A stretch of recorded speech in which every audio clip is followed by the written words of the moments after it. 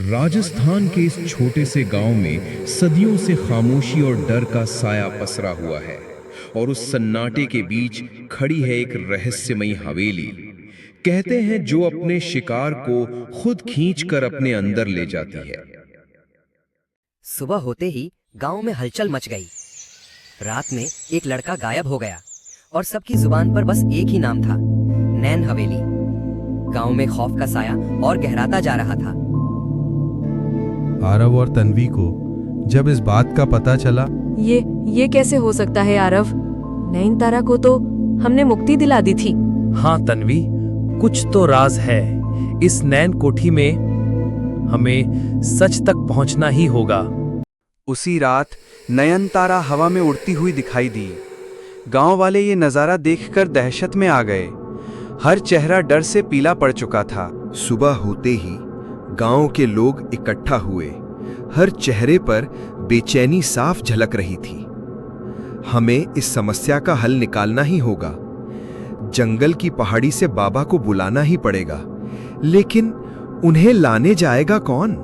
तभी आरव और तन्वी गांव वालों से कहते हैं, हमने फैसला कर लिया है, तांत्रिक बाबा को यहां लेकर आएंगे।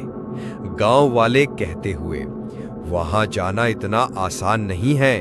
गांव वालों की दुआओं के बीच आरव और तन्वी उस अंधेरे सफर की तरफ बढ़ चले। उन दोनों के हर कदम के साथ जंगल और भी ज्यादा रहस्यमय होता जा रहा था। थके हारे आरव और तन्वी आखिरकार जंगल के बीच एक जगह रुके। उन्होंने जलती लकड़ी के पास बैठकर थोड़ी राहत की सांस ली।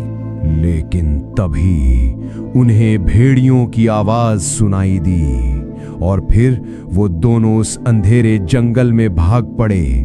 उनके पीछे मौत की परछाइयां दहाड़ती हुई चली आ रही थीं।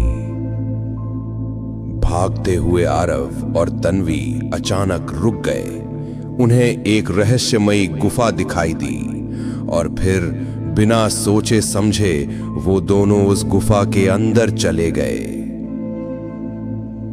गुफा के भीतर गहरे सन्नाटे के बीच बैठे थे बाबा, गहरी समाधि में डूबे हुए। समाधि से उठते ही बाबा, तुम आ ही गए।